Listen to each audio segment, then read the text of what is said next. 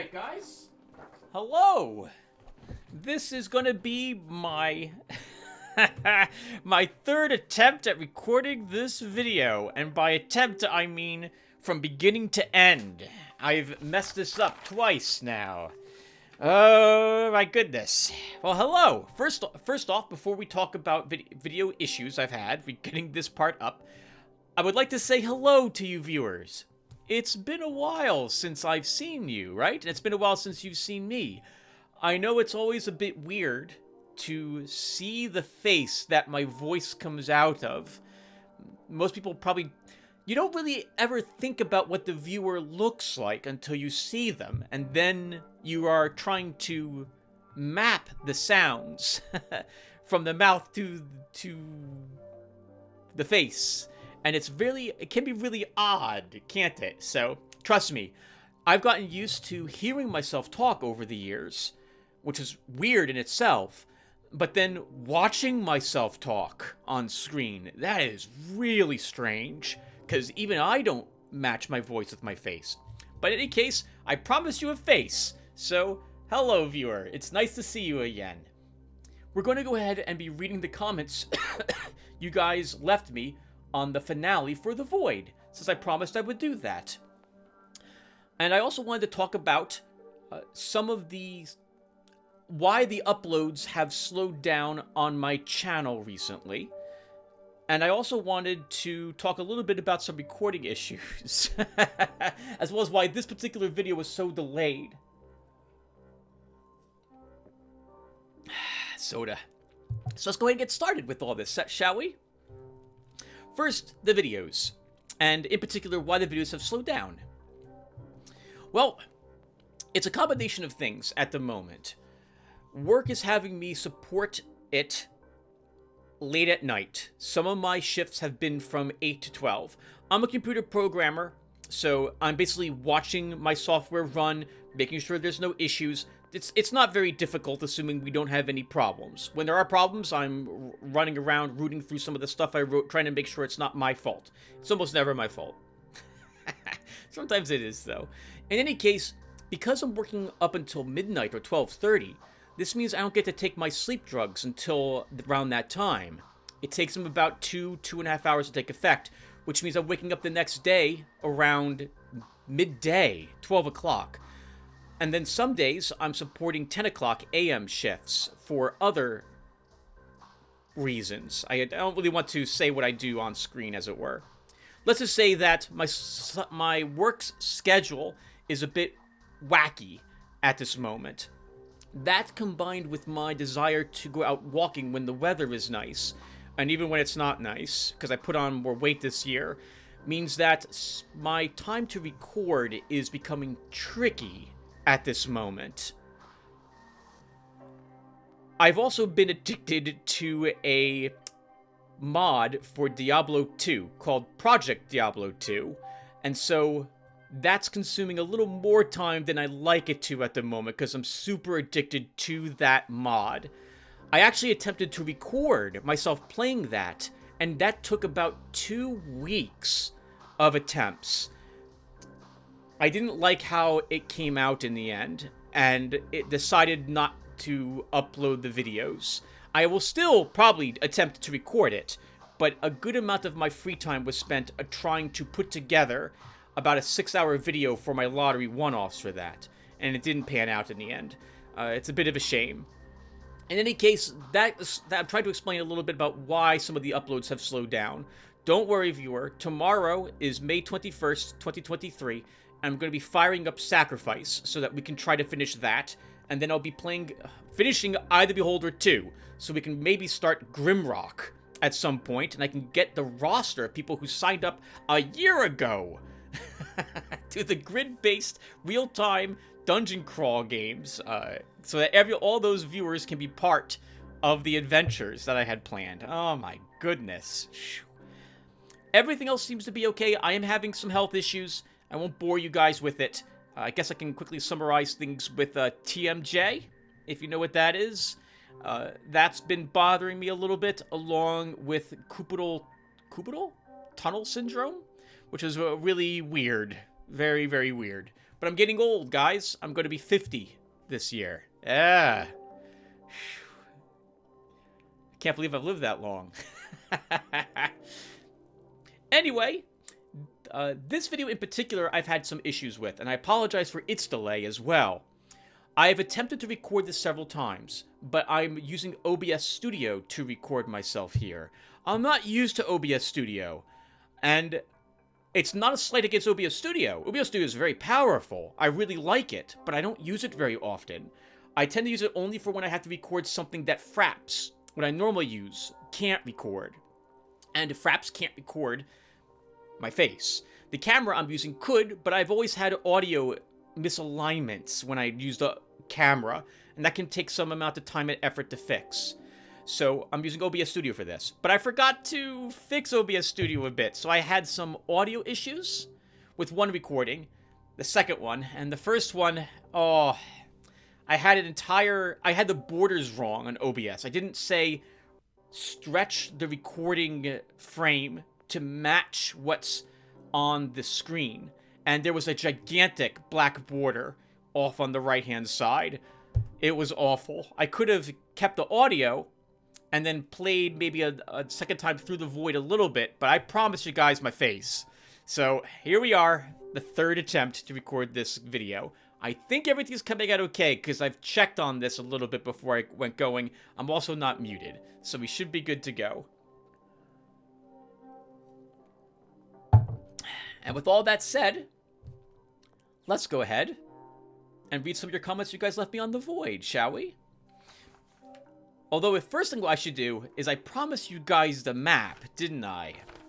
You might have heard me mention that I had a map that I was looking at when it came to the void, and I had it. And this is what I had drawn some time ago. A complete linking of the entire void, along with each sister's name, what colors they liked, what colors they didn't like, and how many hearts I had filled on those sisters. It's not accurate. I messed up, I think it was, Ira's realm. So she's right there. I got the names wrong, and I think the positions of some of the chambers incorrect. And I stopped using it to track hearts once I had every sister's second heart filled. Or almost all the second hearts filled. But I was using this to look down and figure out where, like, who was named what colors they liked, and what the names of the places were, along with, oh, right, along with what they are. Because I drew little angry faces for reservations. I have little trees. There it is. Little tree for gardens. And I have the Warrior of Wrath's 3 symbol for a cave or a mountain here for the mines. My goodness. I'm old-fashioned, guys, so I have to write stuff down. I have to draw maps. It's so weird to try to read things from the screen or have a map of, like, say, Eye of the Beholder up on my screen. And on that note, I always print out comments from you guys when I go ahead and read them as well. I don't read them from the screen. I'm always printing them first. It's so weird. So I guess the good news, it's so weird. It's so strange to me to read them on screen. I always look down to read my stuff. I read printouts. I read books. That's what I have behind me too. So in any case, you guys will get to see how I read your comments, because I do this very same thing when I read the Aeodor New Horizons comments. I'm drinking soda. I'm looking down at these papers, and then I'm looking up as I'm watching the screen as I'm talking. So you'll get to also see all my mannerisms as we do this. And let's go ahead and start. So, once again, these are the comments I got on the finale for The Void. Let's go ahead and start reading them. Destruction 42K says, "This was an amazing playthrough, and I'm glad you, for the most part, enjoyed it." Thank you, Destruction 42K. The things I found frustrating, I did not deter me from wanting to finish the game in any way. This wasn't on the same... I apologize, by the way. There's going to be lots of interruptions as I... or interjections, both, as I read your guys' comments here. There are some times when things are very frustrating, and I don't want to continue playing the game. An example of this was Vampire Redemption last October, where I refused to play through the game because of the AI issues, unless you guys were willing to let me cheat. And you guys were, so thank you for that. Here, I didn't have any issues. There were a few things that I thought were explained poorly, but I had played through the game a few times, getting up to like cycle 10 or 11 or around then, and I had a good feeling for how to play the game at that point. There were a few things that the brothers did that tricked me, that surprised me, because I wasn't expecting those things. But most of the gameplay I had already experienced some bit of, and so I realized how the game was going to work. I would say that in terms of enjoying versus frustration, I would say about 90% of the game I really enjoyed. 10% was slightly frustrating, but not overly so. The Search for Y2K continues with, I've known about this game since 2017, and I think told you of it in 2018. I'm glad to have added such a strangely unique game to your catalog of life experience, though thankfully I'm far from the only one to recommend it to you, sir, so it would be wrong of me to take sole credit for. Oh, that's no problem, Destruction. Yeah, thank you again for recommending it. You and Bruno, I believe, were the two who recommended it to me. Not that Say Nay might have done so as well. Many, many years ago. I actually had the game for some time, and I think it got like a big update at some point. When I played through Pathologic, I think that was like 3 years ago, I had then installed The Void and considered playing it right after, but delayed, I think it was 2 years until the summer of last year when I was giving it a try. And I very much liked it. It wasn't at all what I expected it to be. I thought it would be some sort of strange world like... I mean, it was a strange world, similar to Pathologic in a way, but the gameplay was vastly different. Although it was the same type of game. In any case, yes, thank you again for recommending it. I do check all the games you guys recommend to me. Even if they don't end up being my cup of tea, I will still give them a try. Dorkable had recommended a few games to me last summer, and I went and tried a few. Not all of them were to my liking, though. I refunded a few on Steam, but I did give them a go, because I am very curious as to what these are. And even if I don't like them, I will often enjoy watching someone else play through them. Something else I am coming to terms with as I'm getting older is that I'm unable to succeed at certain games these days, especially if there's no... This is not a slight against the games in any way. If there's no difficulty slider, for example, and a game might be beyond my capabilities these days. One Step from Eden, an example of a game I love. One Step from Eden. I'm awful at it. I cannot do well in the game. I love watching people play it, and so this is a rather long tangent. We got here because you guys have recommended games to me, and right, because I'm also saying that even though they might not be my cup of tea, or they might be beyond me, I do really appreciate all the recommendations that you guys leave for me. Thank you again. Thank you, Destruction42K, for recommending The Void. He continues with, I'd recommend that you make an extra video to this playlist once you've played through the game on normal mode, and give me your thoughts on it. So far, I got up to cycle 5 there, but I've been addicted now to other new games, so it's been left there at the moment. I'm probably, just a heads up, when it comes to the normal playthrough, my intention was not to record it until, or if I get to the very end. But it's much tougher than I thought it was going to be. You might remember that the color that appears is randomized and determined at the end of a cycle. And I'm trying not to reload to get a better color spawn. And the game didn't spawn any extra saplings for all those first 5 cycles. And I don't have enough color to open up Uta's first heart when I visited her after filling all the trees in Nameless's realm. In fact, I think I have to start over. So interesting. The medium difficulty patch, I didn't realize how much of an impact that's going to make. Now I really appreciate how even just a 15% less color required to fill a sister's heart, that really matters. Wow. Destruction continues with for your statement, Destruction. Yes, I intend, if I do ever manage to get to the end of the void again, playing it on normal, as it were, which is, I suppose, super hard, super hard mode, as it were, right? Because the patch I installed was a medium difficulty patch. Yes, I will upload it to the void, or if I reach a point in it, maybe like a year or two from now, if I don't actually finish it, I will probably at least give my thoughts on normal mode. Which I can tell you right now, I love, but oh, it's a lot more tough on playing it on normal. He continues again with, I think it's okay for me to tell you there are 35 cycles in all, and either die at the end of cycle 35, or you will get the side with the brothers ending, if they are all dead by then. Oh, interesting. So if any of the brothers are alive, we die. I guess other brothers must emerge from the nightmare to drag you down into it. Or if all the brothers are defeated, then you're the only one taking care of the void from that point on. And since you didn't ascend yourself or any sister, the game likely assumes that you now are an adherent to the tenements that the brothers had laid down. Interesting. We finished on cycle 31, I think. That's also interesting to me, because that means that you don't have much time to save Nameless, do you?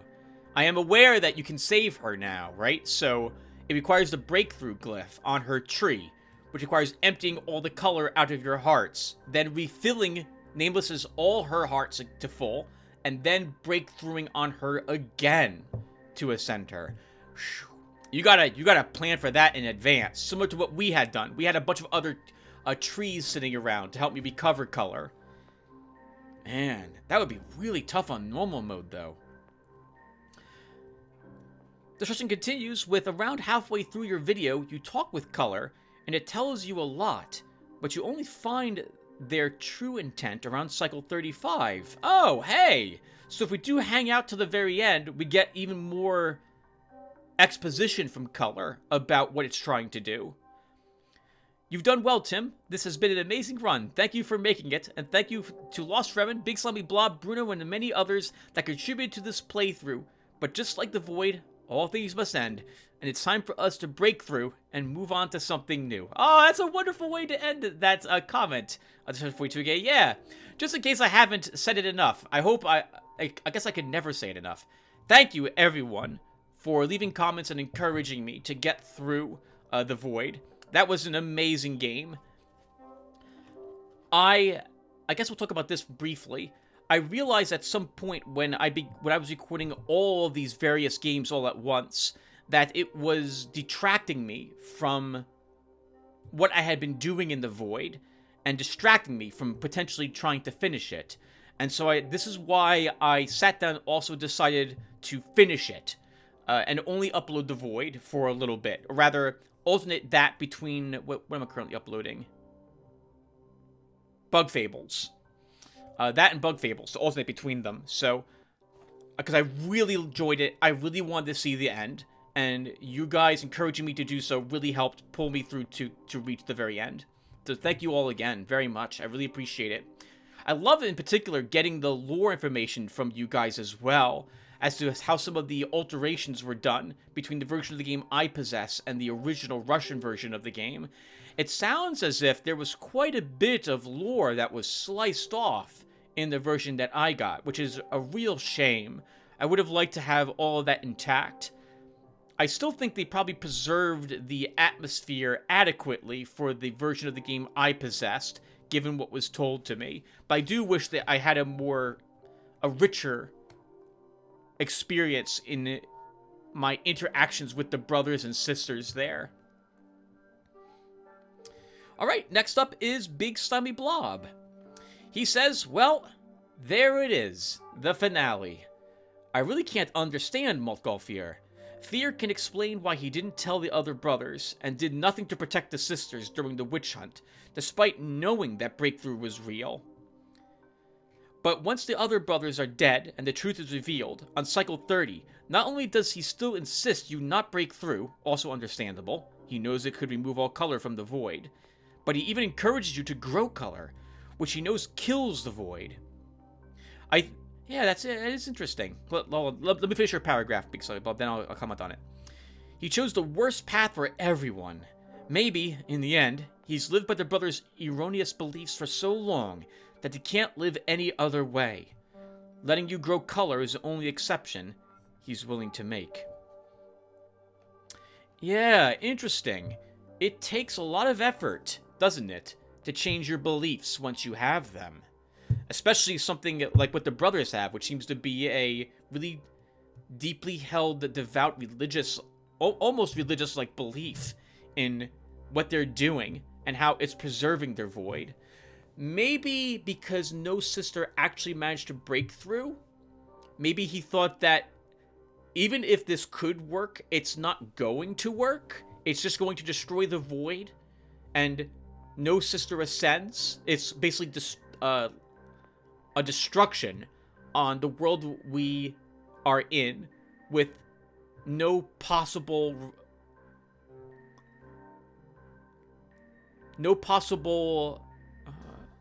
hope of ascension. The text we had read for the final cycles chapter mentioned that even if all your strength was used to fire the arrow, it is unlikely that it will be able to break through to the target it's aimed at, or something very similar to that effect. So that must be the brothers' attitude, which is even though this exists, it's not going to succeed. Or maybe he feels that even if it could, we're likely to not ever be able to complete that task, because after he fights us, maybe he's under the belief that there'll be no color, that we'll have no color left, and that we're barely scraping by anyway, and we won't have the time required in order to actually get the color needed to succeed at our task.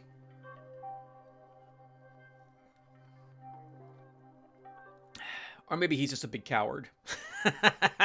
Which could also explain why he wasn't willing to commit to either side. Perhaps he was willing to believe that we could do what had to be done, but only if we defeated him. He figured that I'm positive the brothers must have known we were slaughtering them one by one, but maybe they didn't even realize that was going on. Big Slimy Blob continues with, a human life is a chain of voids. Tells me that the void represents a phase of your life, one you can and must exit, be it up or down. As Colors repeated earlier, better or worse than you were before. If you can go up and choose to, I think using breakthrough on yourself or a sister represents the choice you're making and dictates the way that you're moving forward in your life. That's the most logical interpretation of that statement. Yeah, so I'll stop here really quick and say, yeah, that's how I view it too. If we're going to go with that, the void represents a trial or a test that you are putting yourself through, or that you are currently under, a duress, some sort of problem that you are solving. An example could be, in my case, for example, let's use me, trying to lose some weight. I have to actually get my mind on track, count calories, stop eating as many cheese puffs, and go out walking, for example, start exercising and so on. And I've done this before. I was 210 pounds about 10 years ago, and I lost 50 pounds through doing this sort of stuff. Now I've got 20 pounds of that to re-lose again, so I can do it, but it requires a lot of work and effort. And once this gets done, there'll be some new thing I'll have to deal with. And health issues are something that I am dealing with on a constant basis. Something new crops up, I have to learn how to deal with it and push on. Again, so I can view it as that type of thing, and I think you do as well, Big Slimy Blob. Yep. He continues with, of course, there are tons of different... and the falling back would be giving up. Saying, oh, this is the new me. The new me's heavier. I'll just rebuy all my pants. I'll buy new pants and shirts. I'll buy a new coat. This is fine. That's not the way for me. That would be, in my instance, that would be falling into the void, falling into the nightmare, and I don't want that to happen. So this means I have to put in the work. I had to give the sisters color to keep me inspired to continue to get on that scale each morning and lose that weight. So, yep, I like that way of looking at it. But he continues with, of course, there are tons of different other interpretations on what the void is.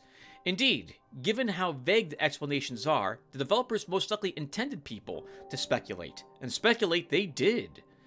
Some people take the whole choosing a sister to create a new life to the extreme, seeing the neuron-looking chambers of the void as ovaries instead, linked by fallopian tubes, and the sisters as different ova, with you swimming in the void and competing with the other brothers, as the winning... I can't pronounce this. Spermatozoon?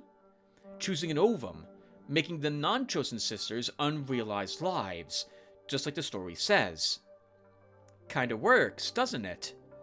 I think you can make a good case for many of the possible interpretations, even the pretty wild ones. Yeah! Until you left this comment for me, Big Silly Blob, I hadn't even considered that it would be a literal case, that you could view the void in such a way, and that these did indeed look like the fallopian tubes, for example. I thought that was an incredible way to view the void. Something I really like is that it doesn't actually tell you what it is, so you can have your interpretation, and the most fun thing for me is then reading all of your interpretations, or what other people think the void has been, to see what does everyone else think this void represents, and assuming, and I hope we never get an answer, then none of us are really wrong, as it were, although some might align better with some of the statements made by the brothers or sisters. But I love this idea, because I love thinking about something as abstract as this, and the way it was presented to us. It's so awesome that we can all have different takes on this, and that none of them are necessarily any more wrong or right than the others. I've mentioned this before. I myself view this as... I viewed it as the connections in your brain, and how each sister was an idea, with you as the source of inspiration, helped to grow that idea, and then bring it to life. And once there, it will inspire another person to potentially do something else. Or maybe this is the way that the artist whose mind we were in formulates all the different things that they are going to create. A poem, a drawing, a painting, or something of the sort. A video game. So I thought that that was my take on it. So yeah, I love reading all your guys' comments too. So on what they were. The abstract, and for you, Biggest Lemmy Blob, this is the idea of you trying to pass through a trial and either push yourself forward to have a positive outcome, or not. Don't address the problem, and you'll have a negative outcome instead. And I guess this could be what your mind is going through to come to terms with the work required, or to give up and just not go through it. Basically, Blob continues with, while I'm not necessarily a huge fan of not knowing, I still think the game is very original and great, with great and eerie atmosphere. Makes for a unique gaming experience in a world where there aren't many new game ideas out there anymore. I would say that there's definitely not as many presented in the way this game was presented, that's for sure. Every day on Steam, there's like 1,000 games that get made. I'm sure there is probably some great ideas out there that I've never even seen. And I wish I could play all of them, but I don't have that much time. If you guys can know of any other games similar?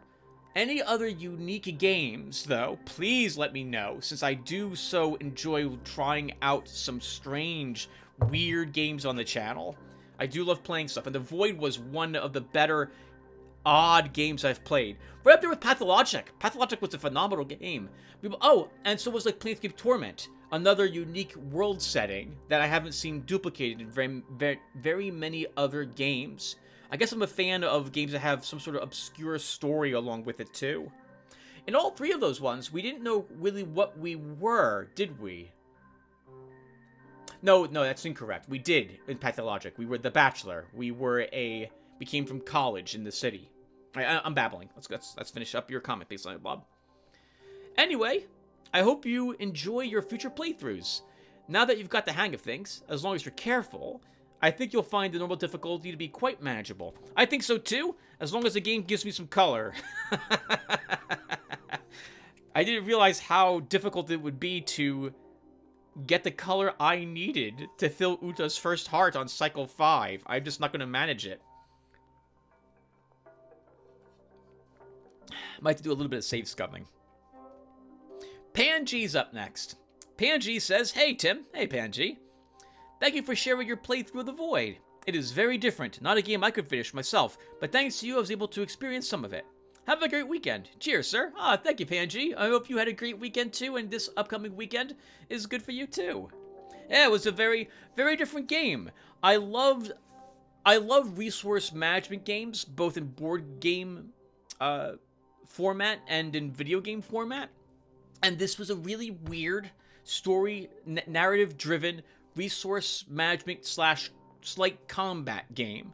I very much liked it. I thought I haven't played anything quite like it. I love the ideas that they presented in this game. I thought they presented to me very well too. God, I remember the first brother I saw, I was like, what the heck? It made me realize that if this game had come out 10 years later, that they would probably look a little more horrifying. Not that they were pleasant to look at normally, anyway. That's another tangent. Keep going on tangents. I'm getting old, guys. I'm gonna go on these things, more and more tangents as I get older and older. Can you believe I'm gonna be 50? This year.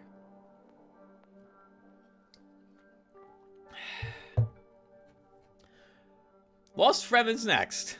"Whoever saves one life saves the world entire. I believe that in The Void, we are the soul of a person who is battling for their lives in the real world. Maybe in a coma or something. And that is also not a good person. Not to say that you're evil, but maybe you are an opportunist, or an exploiter somehow, or someone who was walking around oblivious to other people's struggles.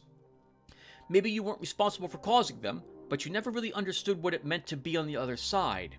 You never made the connection that your actions might have contributed to their suffering, or you simply never were introduced to the concept of helping others or being charitable except when it benefited you somehow.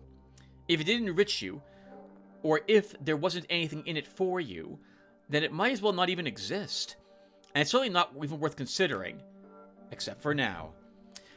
That would go in hand with, I think there was one statement, one of the chapter poems or descriptions we had read, which was the thought, the idea of not helping,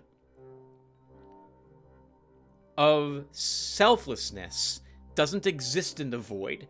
Everyone wants something and might be willing to trade, but no one gives to someone else freely. Not of their own volition, not of their own will, not at all. And so that would explain that statement, if you look at it that way, Lost Fremen.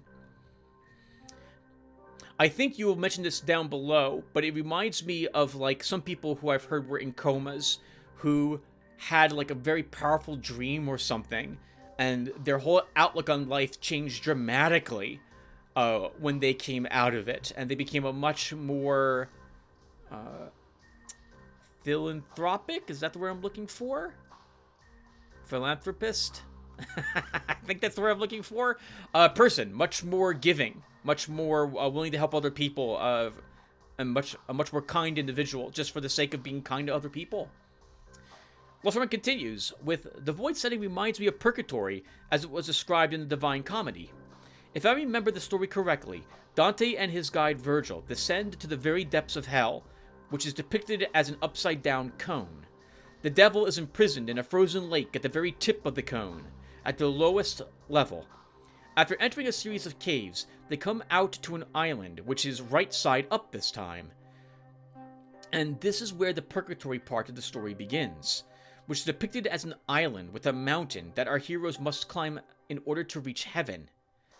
There are black and white movies of this story, with a fascinating one dating back to 1911 called El Inferno, which only shows the first part. But that's what my mind went to when I first saw The Void. The island is surrounded by water, with a mountain in the middle, with a pale sun in the distance that's actually making the world in black and white. That's why color stands out so much in the game. That's super interesting. I've never read the Divine Comedy, which I suppose is something I should do since I am Catholic after all. I've heard good things about the story. I've heard it's a classic, as it were.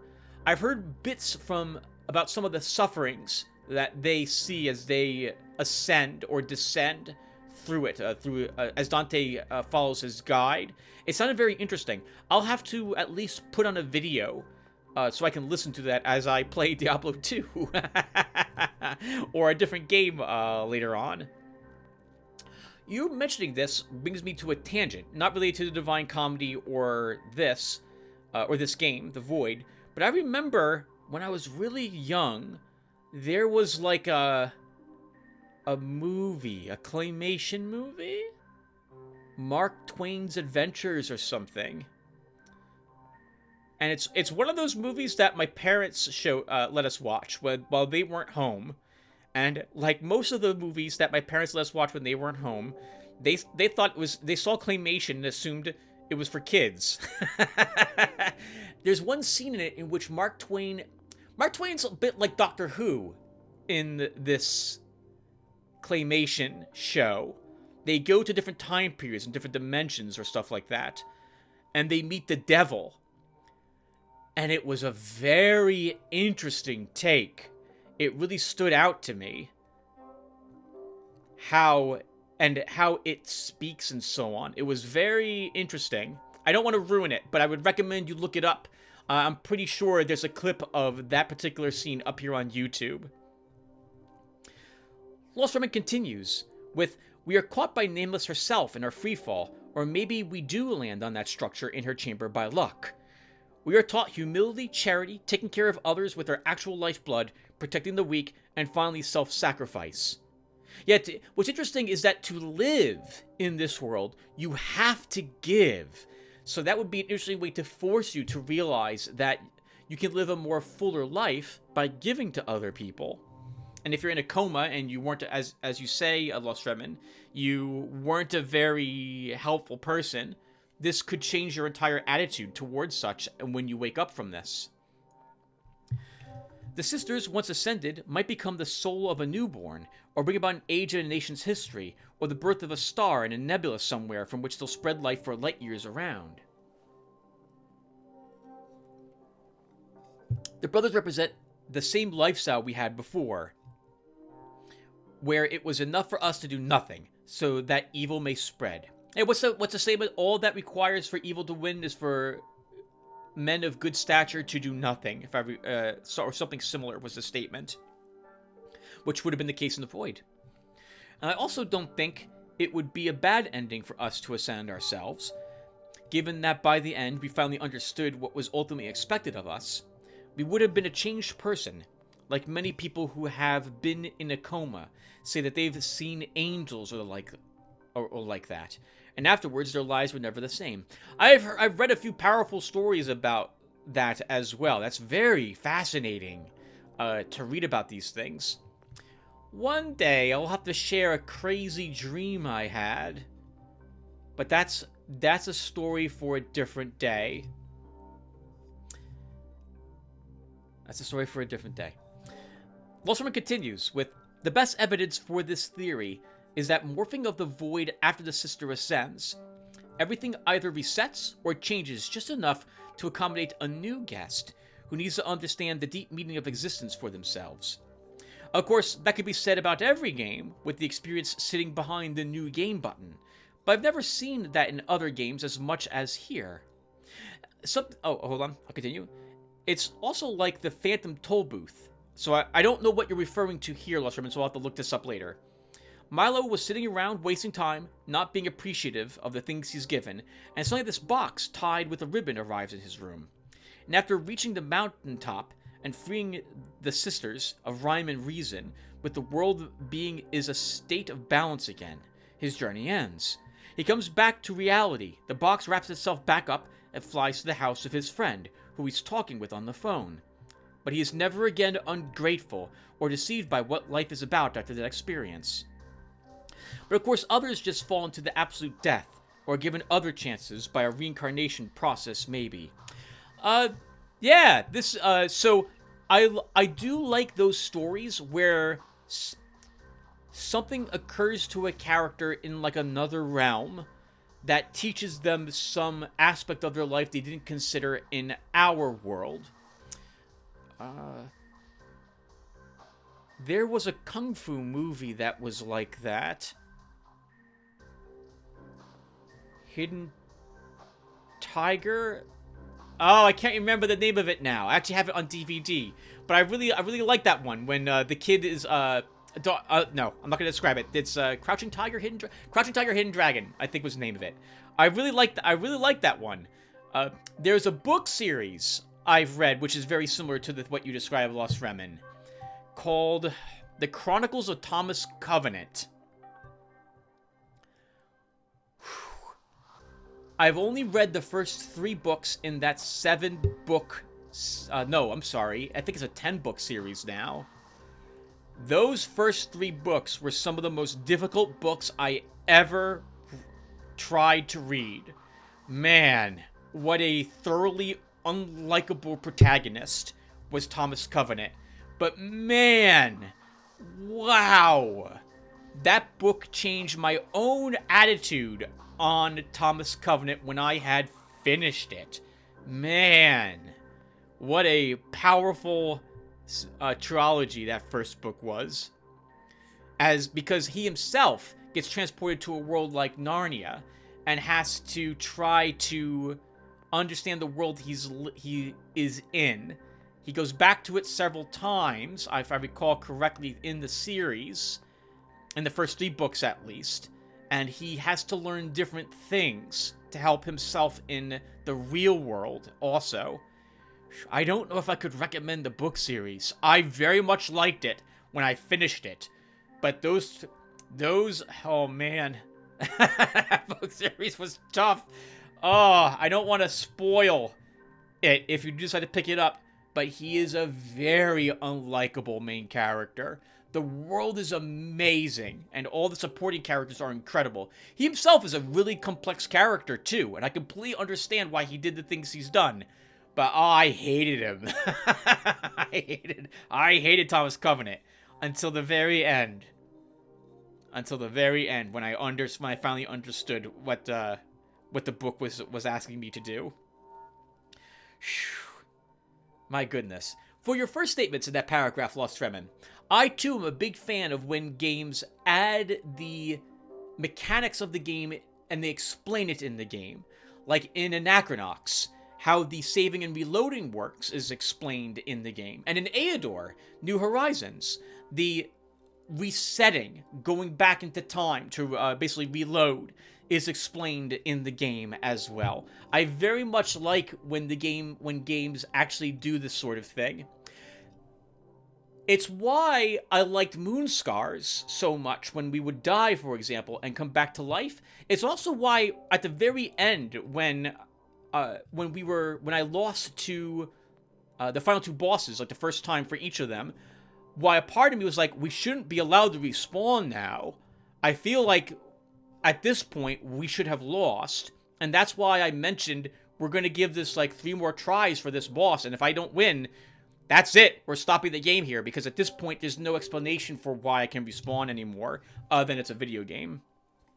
When games go to the effort to put in, this is why you can do it, and then it doesn't make sense why I can do it, at that point, I want to give up, as it were. Give up's the wrong word, but I feel like it would be an appropriate ending for us to fail. Lost Fremen continues, with the poem is called Corona Astralis by Maximilian Voloshin, and it's beautiful, with an interesting structure. Very difficult to find the version presented in the game, and I'm sure it's better in Russian. Given the author, it might be possible that developers meant the game to be an expression of how their country finally got rid of communism. Interesting. I'll have to give that poem a listen to, along with the many other things you guys have been recommending that I listen to, or not recommending, but you guys have been alluding to that I myself am not familiar with. I'll add that to the pile. And Lost Remnant ends with, thank you, Tim, for playing this game. I'm glad you also enjoyed it. You're the best. You viewers are the best. And I hope this playlist will bring new people to your channel. Take care. Thank you, Lost Remnant, very much. You take care too, sir. I just hope that my playing through it got people to see what the game is like, and maybe give it a try. I've mentioned in the past that I like being a small YouTuber, who's like not really well known for anything, not popular, and I love that. That's my attitude in real life. I don't want to be popular. But occasionally, I wish I was, for the sole reason that I might be able to get eyes on something that no one else has seen. An example is Armageddon Empires and Occult Chronicles. Even though those games aren't, Occult Chronicles isn't the game I could recommend, I very much so like it. Maybe someone else will like it, to the point where they'll pick it up from Cryptic Comet, for example. It's one of the reasons why I play it every year. Maybe someone will find my channel and see me play a game they've never seen before, and suddenly be interested in playing that game too. And oh my goodness, maybe they'd also like the game. Right? That's why I was playing through Underrail, because I don't remember his name. Seth Seth. He hadn't reviewed the game, and I wanted to show off the game because I thought the game was great, and so I began playing through it. Plus, it would give me a chance to beat the game, and lo and behold, a big YouTuber did exactly what I had wanted to do, and I was so grateful that he had done so, because that game deserved the eyeballs and the fans it now has. So, and I guess with that, guys, I guess we'll stop. So, thank you for watching this. I apologize it took so long for me to get this video up. And we'll go back to playing through Sacrifice next. My intention is to record the next episode of that tomorrow, May 21st. And then we'll be going through Eye of the Beholder again. I also have I guess we'll talk a little bit about the other games I have ready to go. I have an attempt at a Steel Soul playthrough for Hollow Knight. I just want to add voice to it. That's not a game I could do Steel Soul with, or to, and talk at the same time. That would be too difficult. So my plan was to speak after I had made my attempt at beating the game, and talk about what was going through my mind at the time. It's been a year since now I've made that attempt, and so it will be fun to actually watch me play through it and see when did I make the mistakes I made, and so on. I have about 25 episodes of the Dark mod again, ready to be uploaded, where I replayed through all the missions I had played a few years ago again. This was supposed to follow up my Thief series, when I had been playing through that last year, and so I have those ready to go. I have a recording of Cosminator finished, because I wanted to get eyes on that game, a fantastic shoot-'em-up. But that's a game, once again, where I didn't feel like I could talk while I was playing it. I also replaced the music with music from other video games. So that's one where I have to check to see if YouTube will let me upload these games, or if I will get copyright strikes. So we will have to see how that goes. I still have to finish uploading my, what was it? Dungeon Hack. My Dungeon Hack playthrough. I finished the game a year ago. I still have to finish it, so I have more things to talk about there.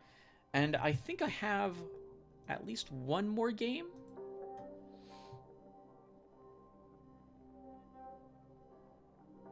Oh, no, I don't. on my desktop, by the way, I still have Lobotomy Corporation sitting there. I don't have, as you can see, I do not have that board with all the names on it any longer, since I stopped playing it.